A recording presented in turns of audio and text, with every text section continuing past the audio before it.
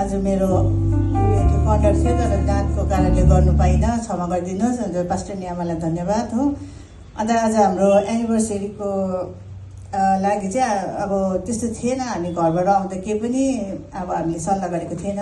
तर जस्तै नानीहरूलाई यहाँ गरम भयो भन्यो होइन, तर मैले मनमै सोचिरहेको थिएँ, यसो सोचेँ अब आफ्नो हुन्छ नि माइन्डमा होइन, एक खिड्की अब कसरी चाहिँ लगाउनु होला है, एसी यस्तो अब अब गर्नुपर्छ भन्ने चाहिँ मैले मनमै सोचिरहेको थिएँ।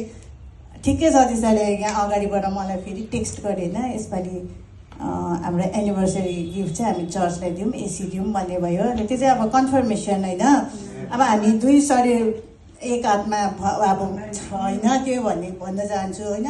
धन्यवाद, आज तपाईँहरूले हाम्रो निम्ति यसरी केकहरू प्रोभाइड गर्नुभयो, प्रार्थनाहरू गरिदिनु भयो, त्यसको निम्ति धन्यवाद। अनि मैले भाइलाई पनि टेक्स्ट गरेँ होइन, हामी एज अब एनिभर्सरी गिफ्ट हामी चर्चलाई एसी दिन्छौँ भन्दा त्यसले पनि गरम चढ्यो दिनु भन्ने कुरा गरेँ त्यसले पनि। अन्त दिल्लगी पनि गऱ्यो, यसपालि माम्मी यसो भए गरममा दार्जिलिङ जाँदैन होला भनेर दिल्लगी पनि गऱ्यो। सबै कुराको निम्ति तपाईँहरूलाई फेरि पनि धन्यवाद। जय मसी। भाइको कुरा भाइले सबैलाई जय मसी भन्दैछ। अनि भाइ चाहिँ फर्स्ट विकदेखिकै चर्च जानु थालेको हो, सेकेन्ड विकदेखि नेपाली सिडनी क्रिस्चियन चर्च भन्नेमा जाँदैछ त्यहाँ हो। र त्यहाँ गएर चाहिँ वर्सिप टिमसँग प्र्याक्टिस गर्दैछ। अस्तिको सन्डेदेखि चाहिँ उसलाई चाहिँ हिजोदेखि चाहिँ त्यहाँ चाहिँ स्याटरडे चर्च लाग्दो रहेछ क्या, सायद नेपालको चर्च भएर होला। अन्त हिजोदेखि चाहिँ उसलाई यसमा पनि बजाउनु थाल्यो, वर्सिप टिममा पनि बजाउनु थाल्यो, गिटार बजाउँदैछ अहिले चाहिँ। त्यहाँदेखि अब नेक्स्टमा चाहिँ किबोर्डको रोस्टर निक्लिन्छ, त्यहाँ किज पनि बजाउँछ हो।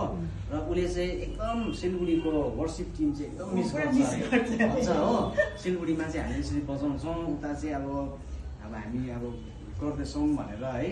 अन्तखेरि अब हुनु चाहिँ अब हामीले उसलाई आइटी पढ्नु पठाएको हो, तर थियोलोजी पढेर होला जस्तै भइसक्यो। प्रेज द लर्ड, त्यसमा पनि सेवा सङ्गति हो। अब सङ्गतिहरू अब यहाँ नजाने सङ्गति उता सङ्गति जानु थालेको छ हो। अब परमेश्वरको इच्छा हो, परमेश्वरले कहाँ लिड गर्नुहुन्छ है। सबैलाई जय मसी, थ्याङ्क यू।